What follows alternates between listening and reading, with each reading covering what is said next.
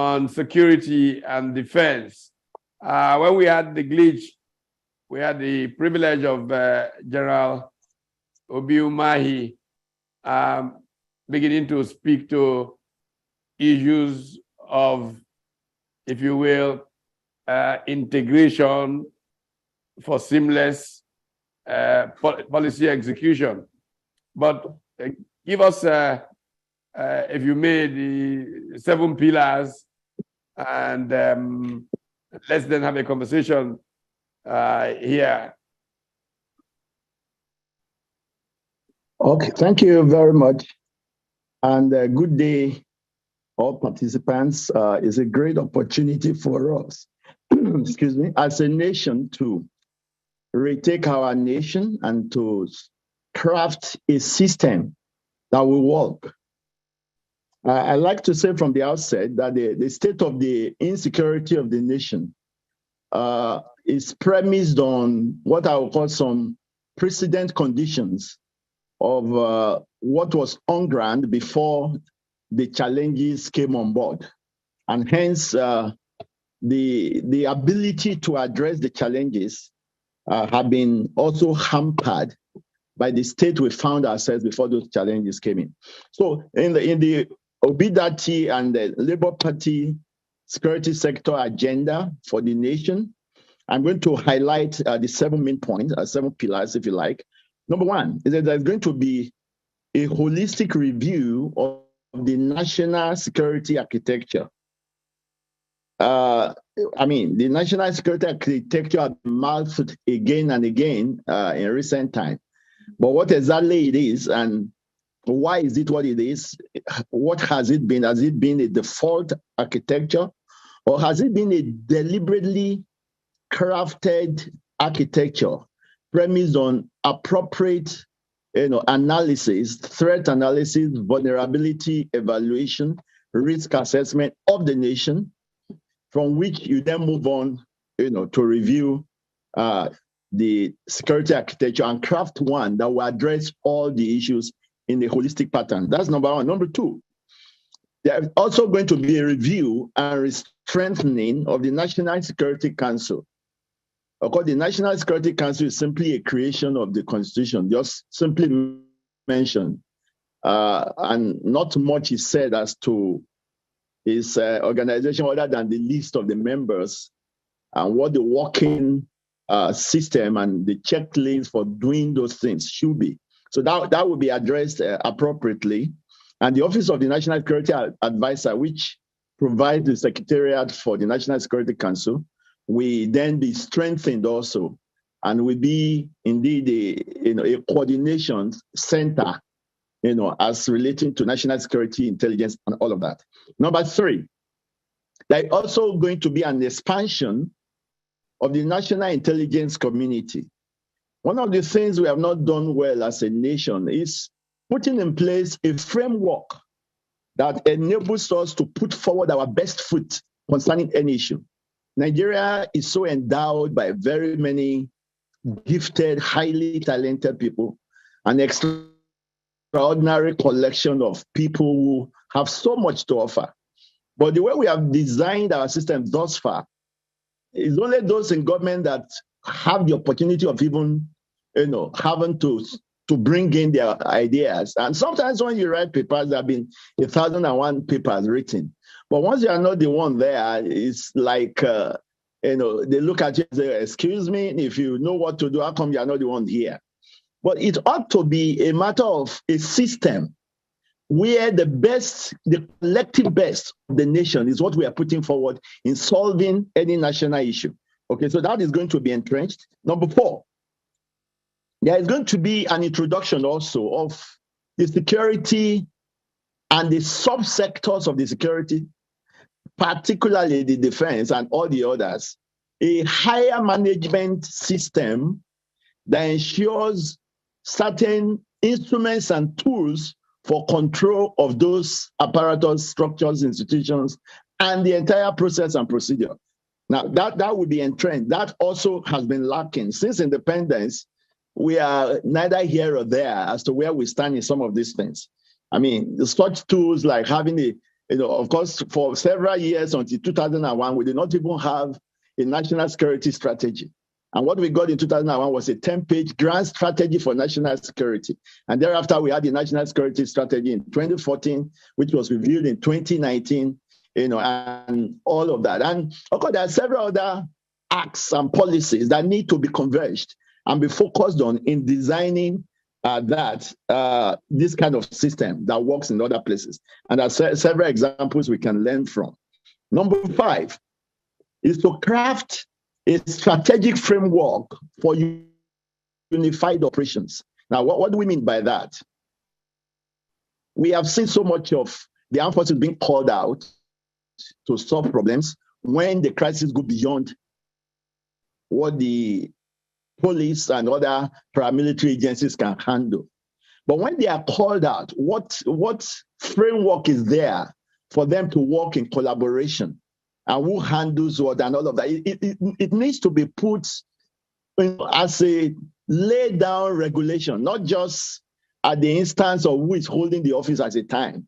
We have done so much of that. And sometimes it's like, well, if you like the face of the man who is there, you collaborate or cooperate with him. If you don't, you do something otherwise. No, it's not supposed to be left to the whims and caprices of the operators. There should be appropriate framework at each level of those organizations and services, who and who is relating with who and what needs to be done.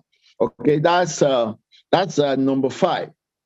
And number 6 is going to be a review of national emergency response system.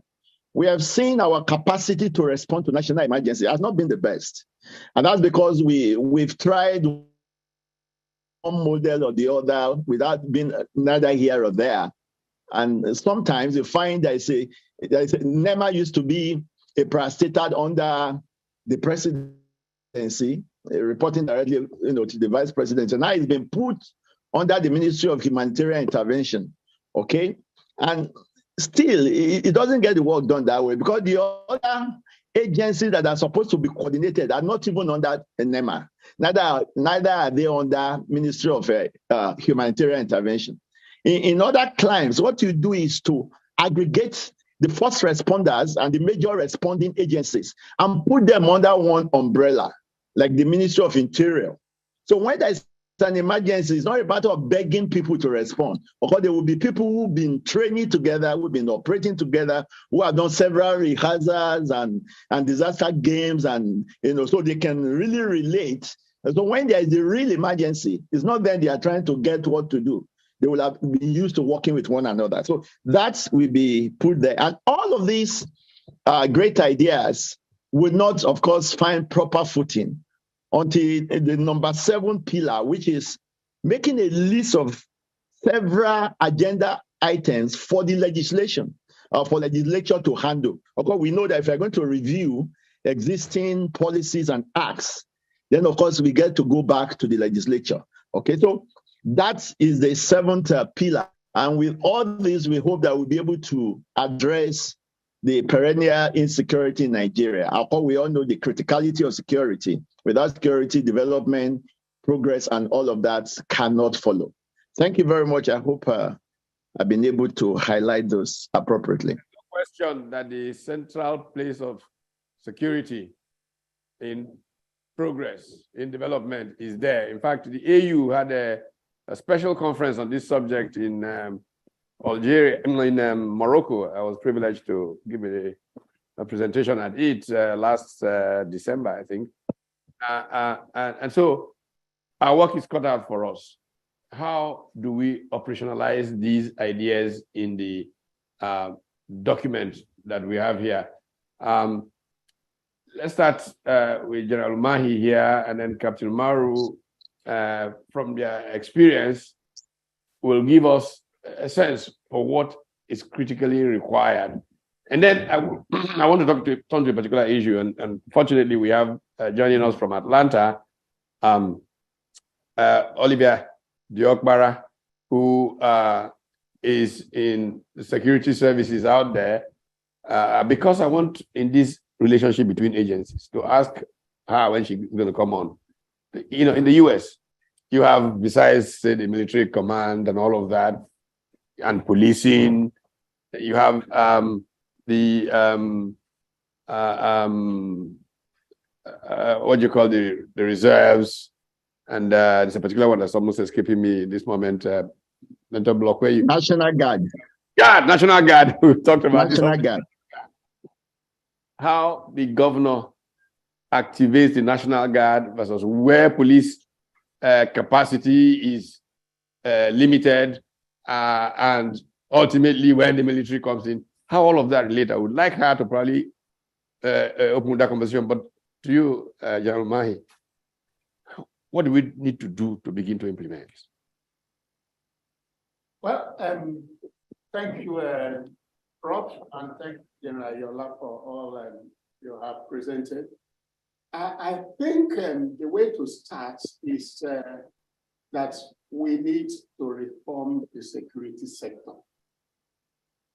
If we properly reform the security sector, we'll be addressing issues like unity of command. Mm. When there is an operation that involves more than a service, there must be a unified command where others will flow from. Now what we have is disjointed.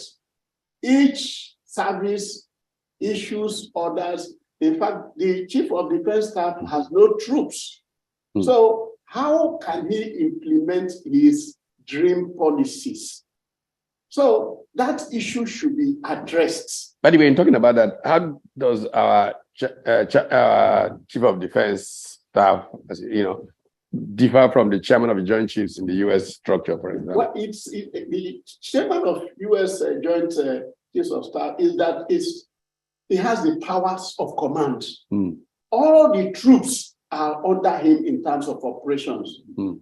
All the Pacific Command, the European Command, they are all even the African High Command. Even the African High Command, they are right directly under him. So he issues directives, and then the various commands interpret it as it affects them, and then do an analysis, estimate process, and come up with the approach they require to carry out. And within each of these commands, you find out that Air Force is there, Army is there, Air Force is there, Navy is there.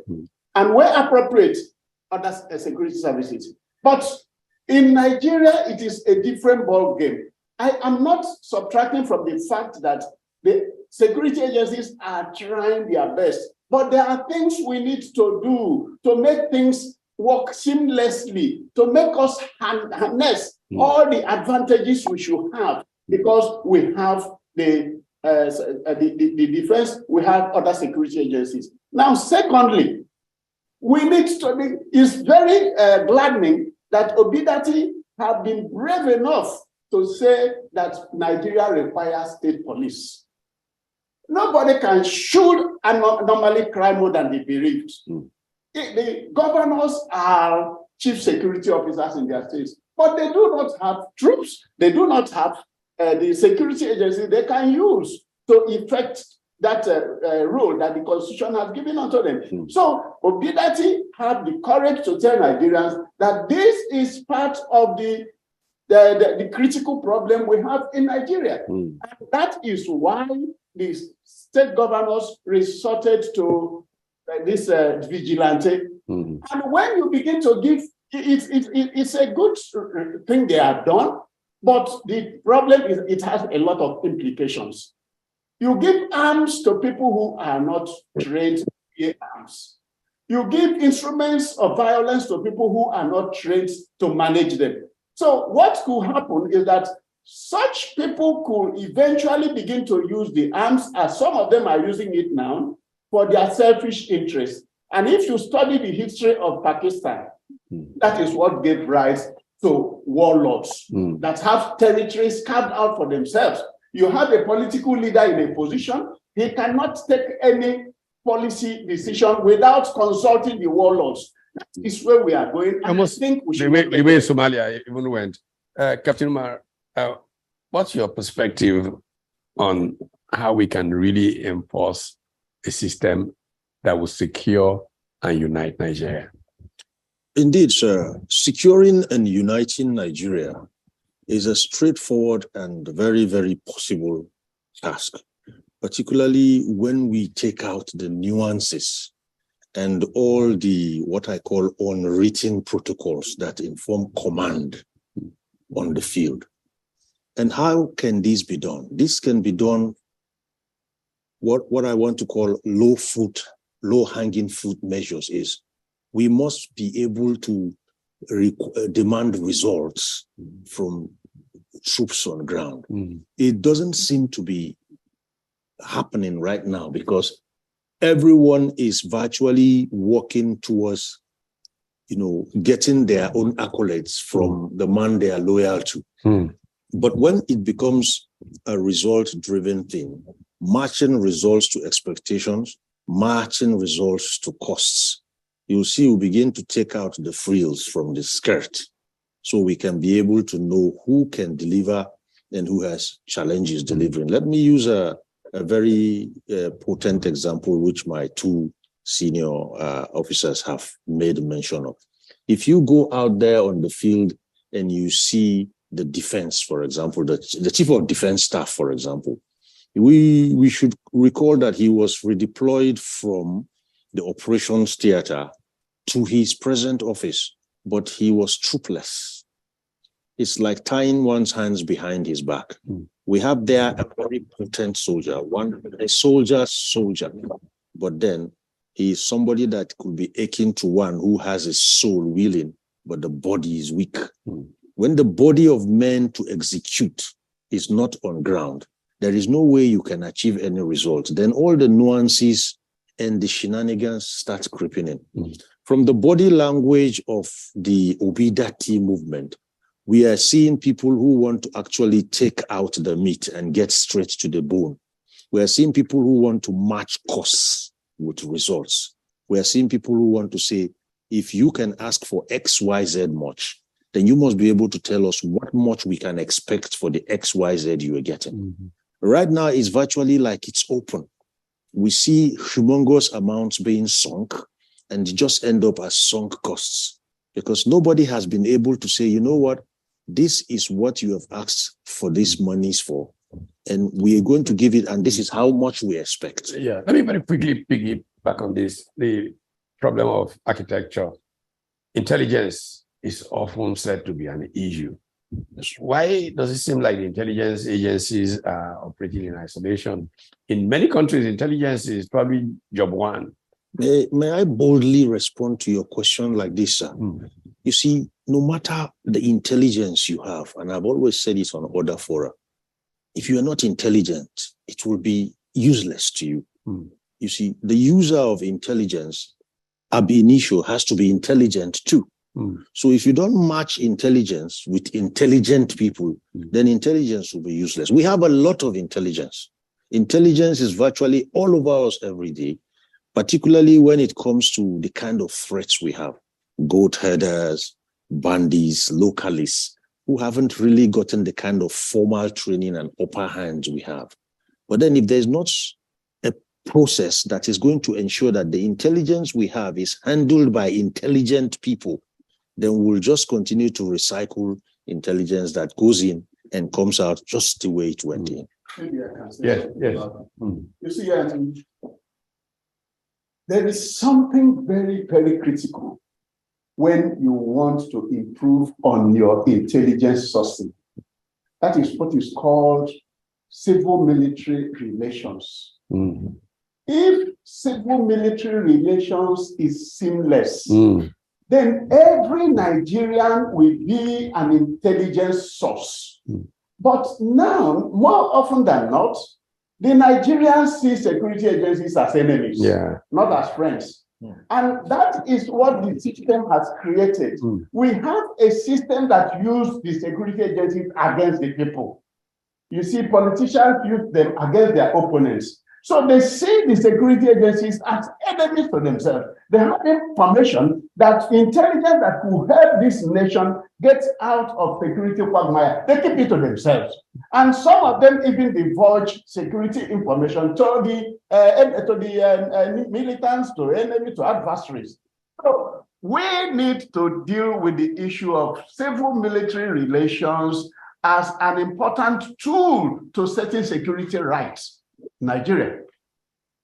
It's very important point. Prof, sir, permit me to say a word about that. Okay, General. Yes.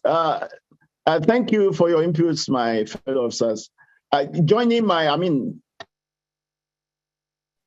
with my fellow officers, I just want to put it in the perspective of when we said a holistic review of the national security architecture. It's actually to bring a system of systems approach. Some of the reasons, like Captain Omar said and like General Obi said, is the fact that there are loopholes in the current system that we run on, because it's not properly structured as a system of systems where the nodes and the joins are all taken care of. So even if you have the best of intelligence, if the operating services and forces are not able to use intelligence, their response time is not enhanced by availability of the required logistics. I give the very common example. If a civilian calls a police station nearest to his house and say, "Oh, I saw something suspicious in so address, so time," and all that. Now, in that police station, they don't have even a vehicle to take off to respond to this. It's not really intelligence, because there is a system in which the appropriate are not empowered to respond in just time. Quick response is not achieved because of that. Not only that, because we have not taken serious critical look at what we run. Even the location of our security agencies and units and operations center.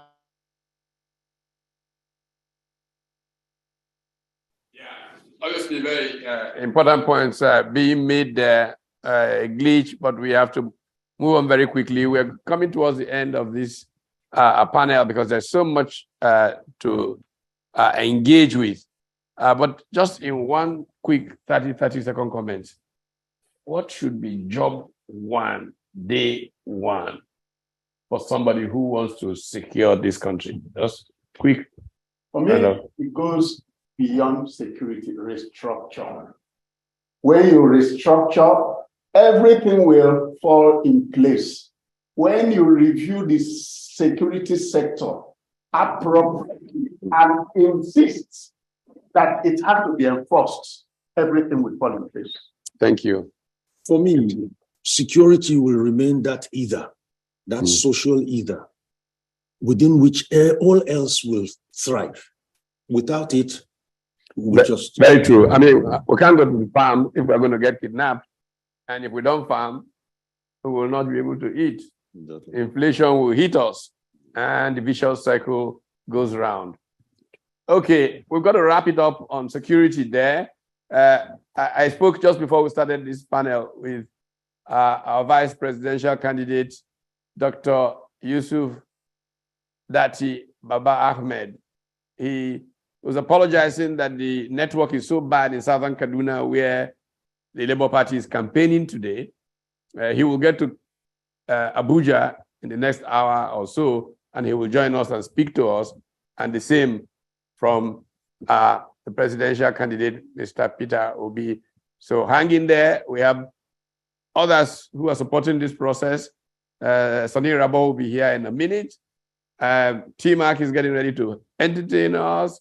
And we've got the Sorosoki gang, David Hundeyi, and all of those people getting ready to speak truth to power and the direction that our country should take. So stay tuned, contribute as best as you can to ensuring that we take back Nigeria and our country will thrive, because Nigeria will rise up again.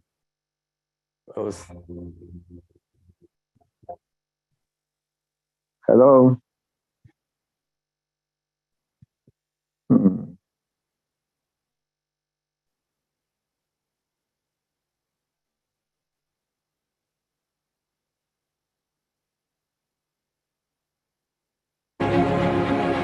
Hello.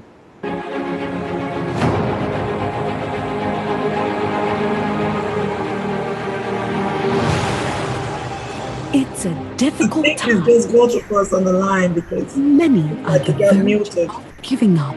Our dear nation is bleeding out, bleeding from the eyes, bleeding from the heart, and bleeding from the bucket. Our nation is in dire need of a competent leader, a leader that can rise to the occasion and take charge like never before, a leader that can stem the tide and steady the ship. His name is Peter Gregory Obi of the Labour Party. He is a once-in-a-lifetime opportunity that we cannot afford to ignore. He has a blueprint that understands our pain. When the stakes are high, he can be trusted. When the chips are down, you can count on him. His track records cannot be disregarded. His level of excellence and sagacity cannot be overlooked. He is competent, dependable, and reliable. A vote for Peter.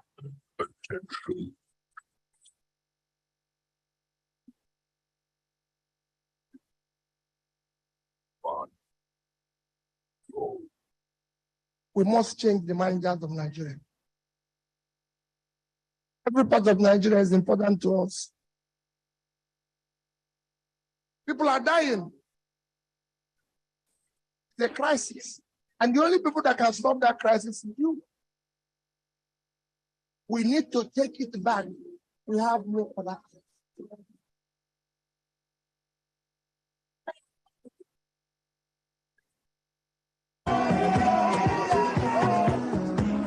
Record. Are you obedient? Are you obedient? Now my president, you we are obedient. No one to load, no. That the person waiting me.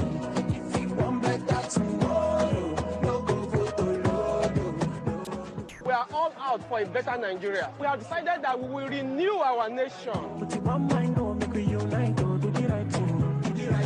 are not only on social media, we are everywhere. Obedience are everywhere. Is it that you are obedient or not? I want better tomorrow. We don't want to load. Not the person waiting.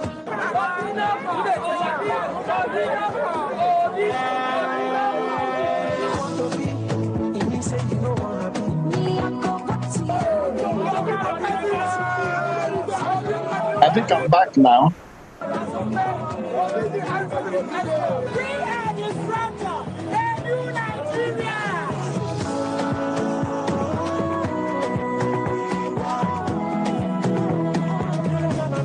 Our mission is to make Lagos State. I'm back as well, but I was muted from his area. General. Yes, I'm back now. Yeah, I don't know what happened. I couldn't speak. We're not, the segment is over. I know. Oh, okay. Okay, that is the security segment is over. What I'm expressing right now, and I don't want to express what I've expressed in the past. I just want to see salvation myself, and I know what I'm voting for, so I'm not saying anything about that. Okay. So if you have the opportunity to jackpot, will you jackpot? We have good prospects in this country, and I don't think jackpot is the best. Salvation, you mean the security? We don't know what's best for us. Sector at this court is over. Okay, thank you so much. Thank you very much. You are? I'm Kolade. Kolade, nice to see you, Kolade. Kolade, are you obedient? Yeah, to an extent. Okay, so why are you supporting Peter Obi? I really believe in the man, because I believe others are going for that potential post. They've not their past results. I've not seen any improvement whatsoever. But I believe this man is going to do great things aside that past president have done. So I really believe in the man. He's going to do very well. Okay, thank you. Well, if you have the opportunity to jackpot, will you jackpot? I will. I will jackpot. Okay, Amara, are you obedient? Yes, I am. Yeah. Okay, Amara, why are you supporting Peter Obi? Well, because I think he's probably going to be the change that Nigeria needs. Probably going to be, and it doesn't hurt to hope for better things. So it's nice to try something new for once, at least. That's why I am supporting him.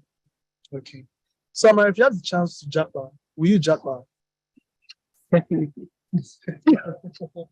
Yeah, let me consider. Definitely, no, it's not even a question of maybe I would, maybe I wouldn't. I definitely will. And you are? Victoria. Victoria, nice meeting you, Victoria. Victoria, are you obedient? Yes, I am. Okay. So can you tell us why you support Victoria? No, I feel it's the best option for Nigerians. Okay. Victoria, if you have the opportunity to jackpot, will you jackpot? Yes, I will, definitely. Don't you want to rethink it or something? No. Well, because I feel if you become president, you'll be able to do something for the youth and everyone. So Nigeria will be a better place to live. Okay. So, Mary, if you have the opportunity to jackpot, will you jackpot? No, because if I don't have even if person that, okay, jackpot, do I have someone that's going to sponsor me or I'll go on my own? Because I don't think traveling out, if I don't have even if I have a good sponsor, I don't think I can. I just find abroad a place for relaxation. Okay. We no want to load, no. That the person will be if we want better tomorrow.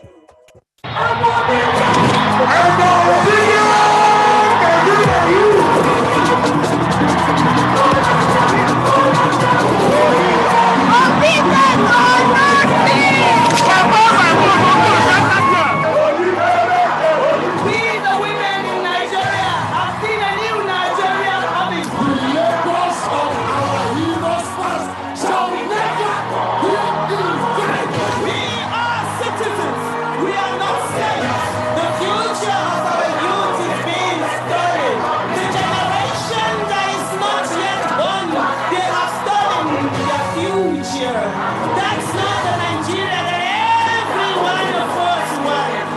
Enough is enough. And I tell you today, it is no longer business as usual. It is now business unusual. The sea finish whether they see people. Tell them which way will stop. Sort of humanity, sort of no fuel, sort of currency free, sort of no electricity, sort of poverty. That is the sort of we want to throw away. Let them know that no Nigerian is more Nigerian than any Nigerian. We will stop the stealing and start the giving.